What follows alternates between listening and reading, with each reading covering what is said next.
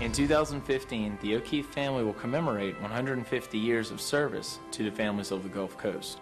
We thank you for the confidence and trust you have shown in us over these years. The Mississippi Gulf Coast has experienced great changes over the past 150 years. But what has not changed during that time is our commitment to serve you and your family. Today and into the future, the Bradford O'Keefe team of professionals continue our commitment to serve the families of the Gulf Coast. Good company, hospitality, Mississippi. Coast One TV.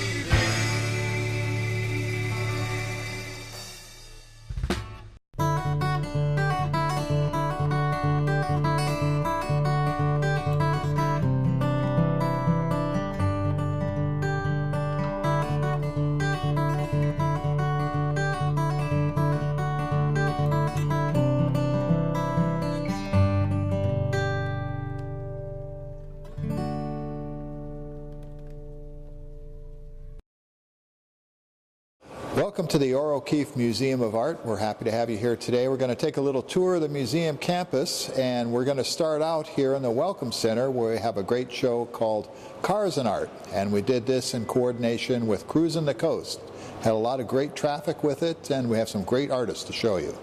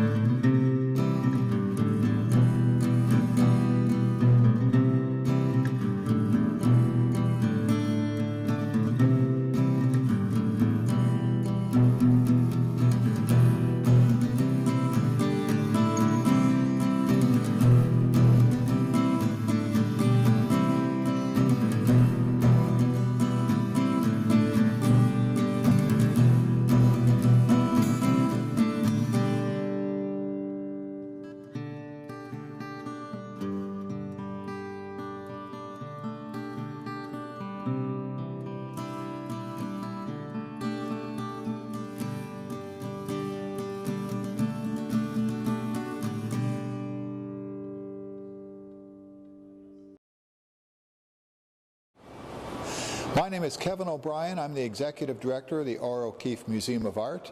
And here's Carol Messer, the Assistant Director of the O'Keefe Museum of Art.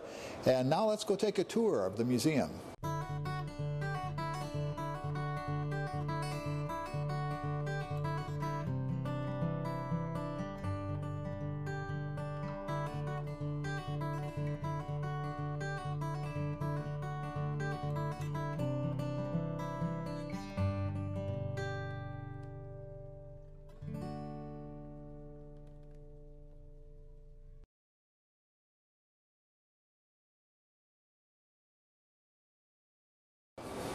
Welcome to the O'Keeffe Museum store, where you can shop and take items home with you from the O'Keeffe Museum of Art. We've got great Mississippi artists here and artists from all along the Gulf Coast.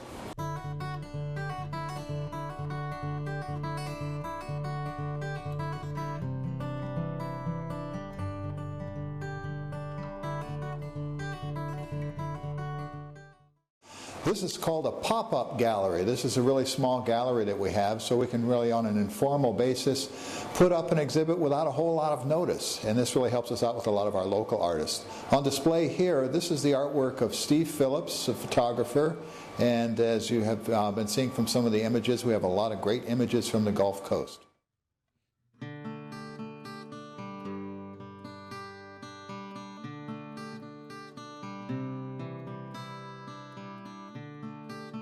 This is a great image of George Orr, and he was a real prankster. Toulouse-Lautrec was doing the same thing in France. They do trick photography. In this particular picture, it looks like George is standing on his head, but what he is really doing is this is an upside-down photograph. That hat and the buckets and things are nailed into a ceiling, and he's actually standing on one of his pots, but he's turned it upside down, and this is one of the sort of visual gimmicks he would do to get the word out about his artwork.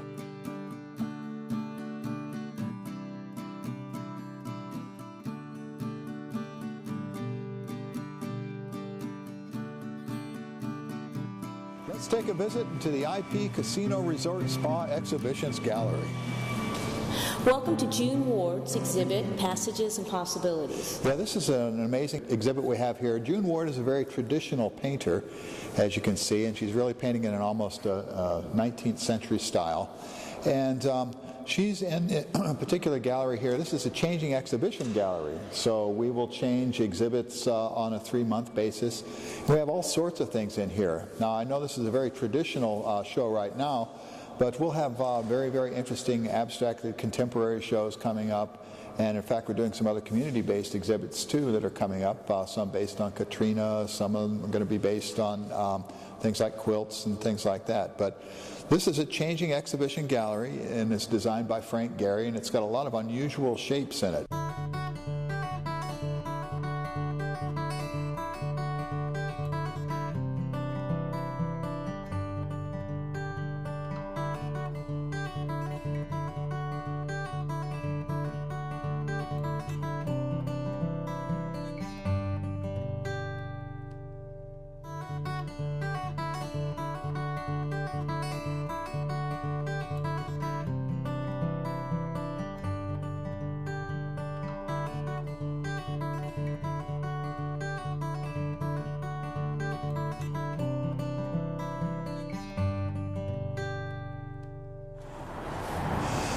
Welcome to the Gallery of African American Art. This is a really important part of what we do here at the museum. We think it's very important to celebrate the artistic and cultural achievements of our African American community. Welcome to the Bruce Davenport exhibit, I See You Looking. Yeah, this is a great exhibit. Bruce Davenport is a very famous artist in New Orleans, and what he's doing in this particular exhibit is that he's taking kind of a bird's eye view of Mardi Gras parades. And what he's done is he's contacted all of the local bands that participate in it, and they're very, very specific and very accurate in terms of the color of the uniforms. But what I like most about it, it's a very, very abstracted image of something that's realistic. And he's shown in Tokyo and Paris, New York and Los Angeles, and we're really fortunate to have him here. And these are just some of the kinds of exhibits that we have here on a regular basis at the museum.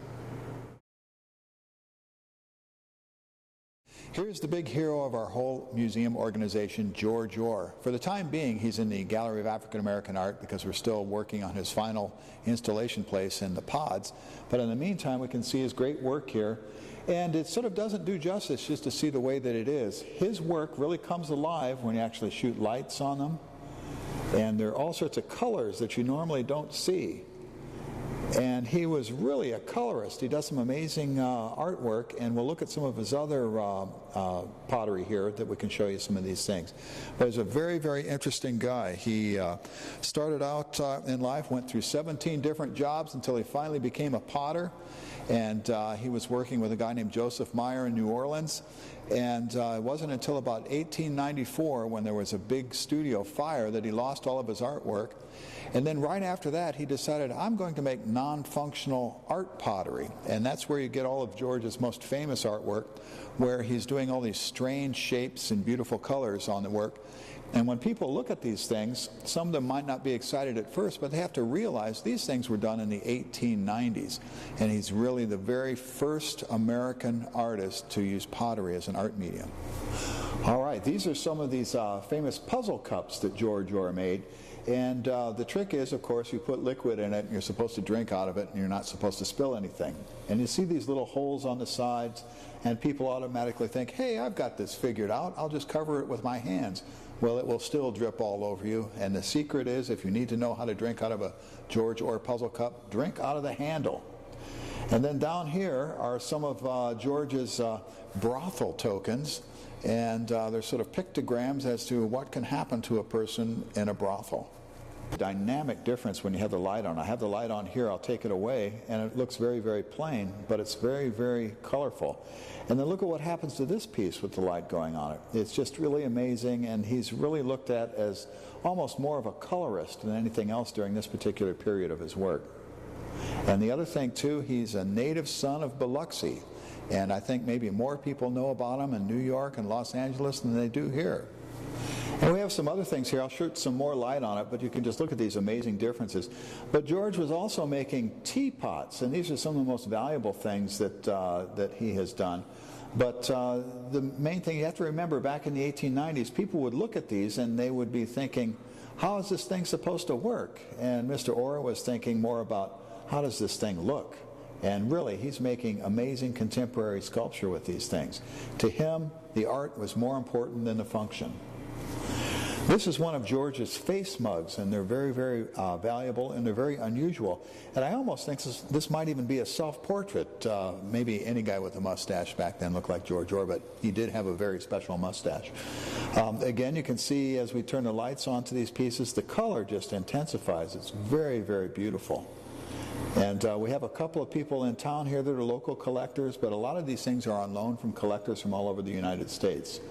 And it's our aim to become one of the very best George Orr museums in the United States.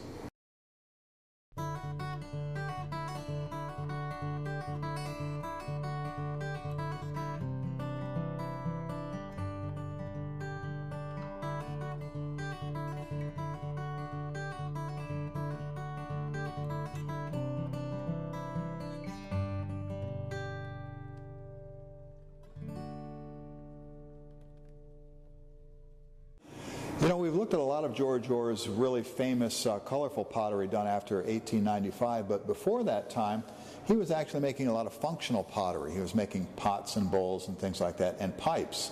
But some of these other things you see where he's actually got images inscribed in there, like little chameleons and other shapes and things like that, those were considered to be more traditional, although you can see on some of them, he's obviously poked holes through these things and sort of changed the idea of functionality. This is George Orr's studio that was rebuilt after the fire, and this is a lot of his now famous pottery. In fact, some of these pieces that are shown in this picture we actually have on display here. This is a part of what we're doing here with George Orr. We're going to be moving all of his work into 4 pods. And the one pod we have right now is the Beau Rivage Resort and Casino Gallery. And when people look at these pods, I know they drive by and they wonder, what are those things? Are they beer cans? Are they restrooms? No. They are actually copies of George Orr pottery that Frank Gehry owns. And Frank Gehry was inspired by those pods. So you can see that same kind of twist shape that you see in so many of George Orr's artworks.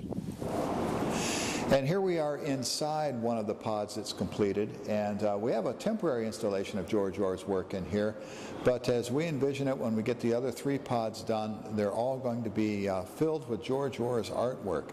And what's very strange about this particular gallery in here, none of the walls are straight, they're all curvilinear, and it's a very, very unique space.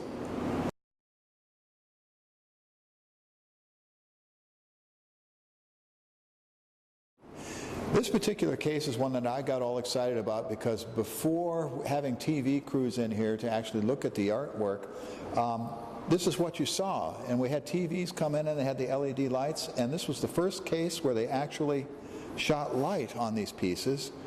And I was just amazed at what I saw, these deep, wonderful colors. This is actually an award that George won in the St. Louis World Exposition. And he was pretty well known in his lifetime. People think that he was obscure and nobody knew about him, but he was actually very, very famous. The problem was that he didn't want to give away his artwork to people. He demanded a high price for it at the time, and he wasn't a big seller, but he knew he was a great artist. Here's some more George Orrs, very typical things that you see where he's folding over the clay. The other thing that's unique about George Orr was how thin he could actually get the clay body to be. Anybody that's tried to throw in a pot before can understand how tough that is. And he had big hands and big fingers, and he was able to make these exquisite little pieces of art. What you see here are the actual tools and pieces that George Orr used to actually make his artworks. Over there in the back, those are these little molds he used for his brothel tokens. He actually made a tombstone for somebody out of ceramics. And then over here, this is called a slip bowl. This is what George would actually put his glazes into and other things, and actually dip his ceramics works into it before it would actually go into a kiln for firing.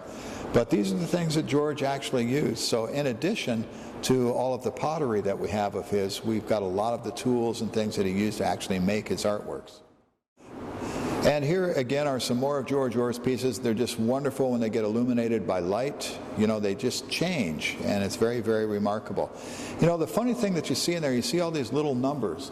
And Mr. Gary was very adamant about when we put artwork in these galleries that he doesn't want labels.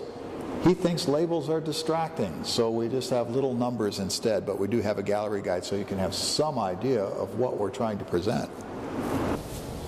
This is one of Frank Gehry's unfinished pods, and as George Orr, no two pots alike, Frank Gehry has no two pods alike. Again, they're all twisted and turned.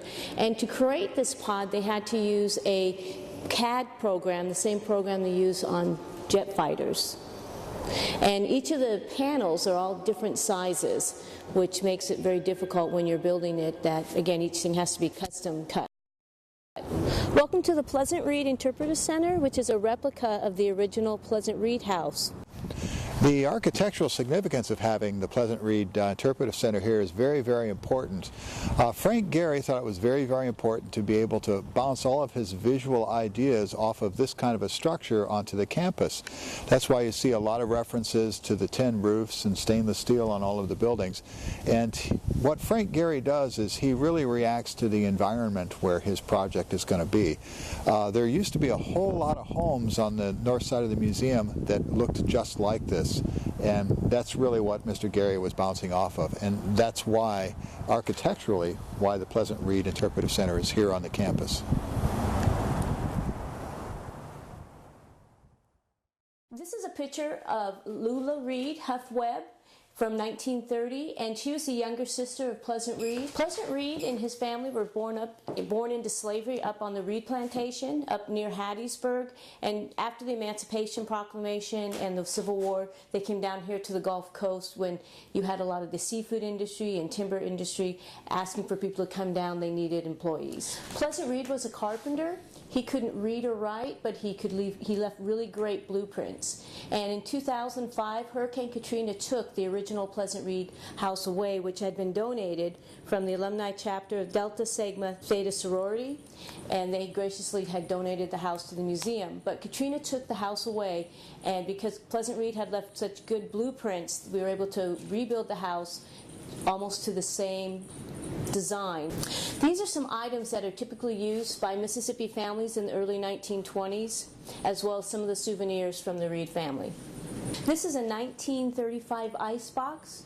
It was made from the ice register industry, and it, again, once a week you would have the iceman come and drop off blocks of ice to keep the items in the refrigerator cold. This is the Native Guard, a photographic history of Ship Island's African American Regiment. We've got some great pictures from the 1860s here of the African American troops on Ship Island.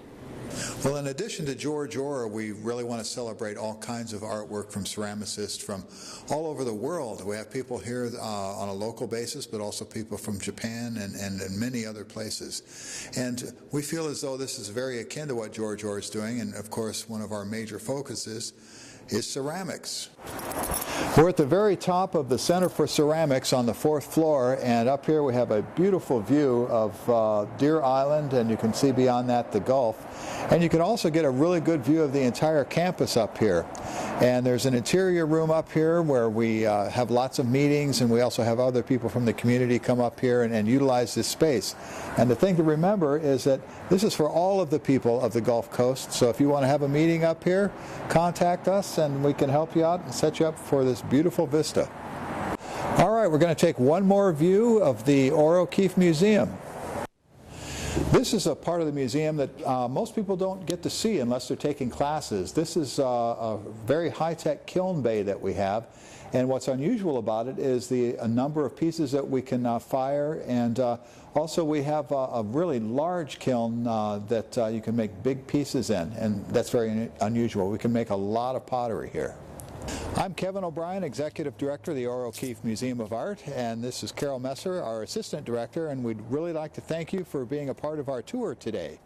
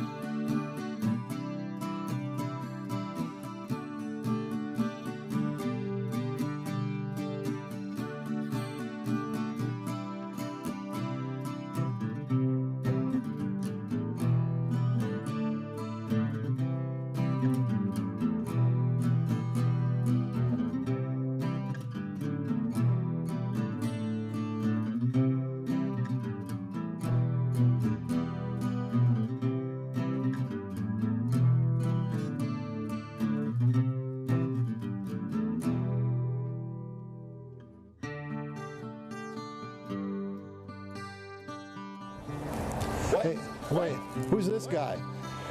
Oh, what a great tour. Carol, thank you very much. You didn't know I was here. No, I didn't. I just popped in. I tell you what, great tour for Coast One TV. Carol, we got free admission here every Friday, right? Correct. It's free Fridays for Mississippi residents, and also 3 times a year, Memorial Day, Labor Day, and Martin Luther King Day. It's free to the public. And senior citizens can sign up for the program here with the ceramics, right? Yeah, that's true. That's absolutely true. And all they have to do is contact you. The number, Carol? It is 228-374-5547, or email us at info@georgeorr.org. That's info@georgeorr.org. Now, before I get out of here, I always try to finagle some kind of deal. Oh, okay. Some tickets to my viewers here. Just for you and your viewers, yes. We'll get you some tickets. And we'll take care of it. All you have to do is email us at coast1tv@gmail.com. That's coast1tv@gmail.com. Come by and visit Kevin. Come by and visit Carol. They'll take you on a great tour of the Orr O'Keefe Museum. For me, R.E.V., thank you for joining us, Kevin. Great job. Yep. Come and visit your museum here in Biloxi. It's Coast One TV. We are the heartbeat of the Mississippi Gulf Coast. Coast One TV, the heartbeat of the Gulf Coast. Coast One TV. In 2015, the O'Keefe family will commemorate 150 years of service to the families of the Gulf Coast. We thank you for the confidence and trust you have shown in us over these years. The Mississippi Gulf Coast has experienced great changes over the past 150 years. But what has not changed during that time is our commitment to serve you and your family.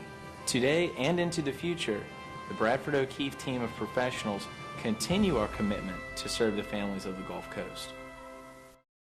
The Farmers Market underneath the interstate, right here on Howard Avenue in Biloxi, has all the unique items from vegetables on down. They have this farmers market every Tuesday and Thursday, starting around 5:30 until about 11:30 a.m. So make sure you come down and join them at the farmers market right here underneath the interstate on Howard Avenue in Biloxi.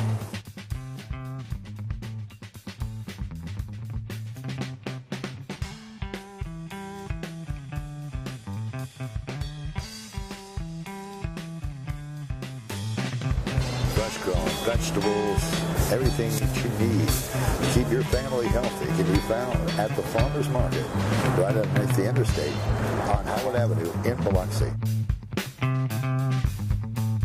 How we doing out here at the Biloxi Farmers Market every Tuesday and Thursday, guys? Come out, see us.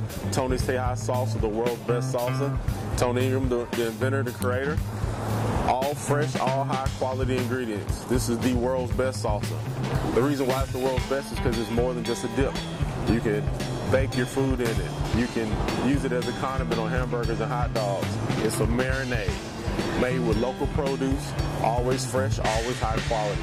One with tomatoes, purple onions, yellow bell peppers, fresh cilantro, all natural preservatives. This here is nothing like you get in the store. This at the farmers market because we're associated with freshness. Come on down, support your growers and farmers and producers, support your local economy. Every Tuesday and Thursday, join them on the interstate on Howard Avenue in Biloxi for the farmers market, where you'll find a variety of items to suit you and to keep your family healthy as well. That's the farmers market every Tuesday and Thursday, starting at 5:30 until 11:30 a.m. right here on Howard Avenue in Biloxi.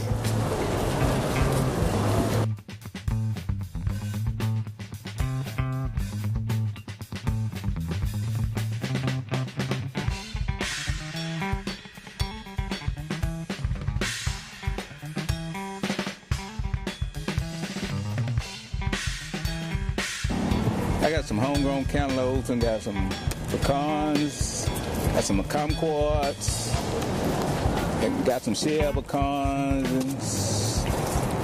This is a sour kumquat right here. And over there on the right, I got some, these are collard greens here. Fresh, just pulled. Then I got some sugar cane down here. This is sugar cane. They like to chew this. Everything is homegrown and it's fresh at the farmers market, starting at 5:30 a.m. until 11:30 a.m. That's every Tuesday and Thursday underneath the interstate on Howard Avenue in Biloxi.